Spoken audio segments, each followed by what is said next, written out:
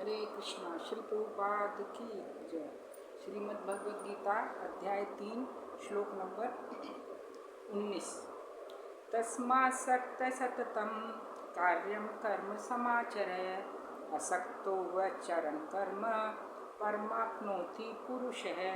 अतः कर्म फल में आसक्त हुए बिना मनुष्य को अपना कर्तव्य समझकर निरंतर कर्म करते रहना चाहिए, क्योंकि अनासक्त होकर कर्म करने से उसे परम की प्राप्ति होती है। अब इस श्लोक में बता रहे हैं कि हम जो भी कर्म करते हैं उसके फलों के प्रति हमें आसक्ति नहीं होनी चाहिए, क्योंकि फलों के प्रति यदि हमें आसक्ति हो जाती है तो हम उसके प्रति बंध जाते हैं।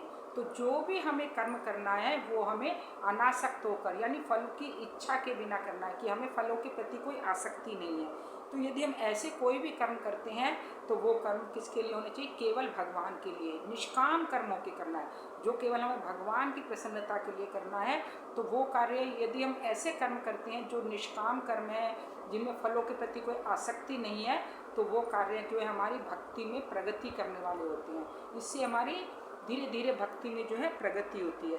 अब अर्जुन से भगवान ने युद्ध करने के लिए कहा। अर्जुन पहले क्या आसक्त हो गया था, क्योंकि यह उसका व्यक्तिगत है, वो भी एक जीव है, तो उसको आसक्ति हो गई थी, वो युद्ध करने के लिए मना करता है। लेकिन भगवान उसको युद्ध करने के लिए कह रहे हैं, तो इस तरह से तो वो फल की आसक्ति से रहित होकर युद्ध करता है। तो किसके लिए कर रहा है? वो कर भगवान के लिए कर रहा है, परमात्मा के लिए कर रहा है, जो उचित है। यदि भगवान की प्रसन्नता के लिए यदि हम कोई भी कर्म करते हैं तो वो उच्च कर्म होता है, उच्चतम कार्य है। तो इसीलिए हमें जो भी कर्म करना है केवल भगवान के लिए करना है, और उसके कर्मों के फलों के प्रति हमें कोई आसक्ति नहीं होनी चाहिए।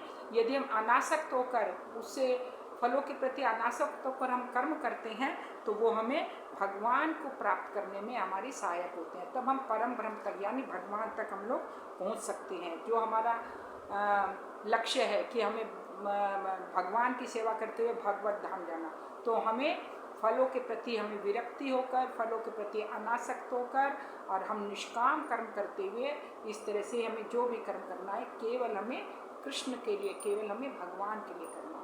हरे कृष्णा। श्री प्रभुपाद की जय।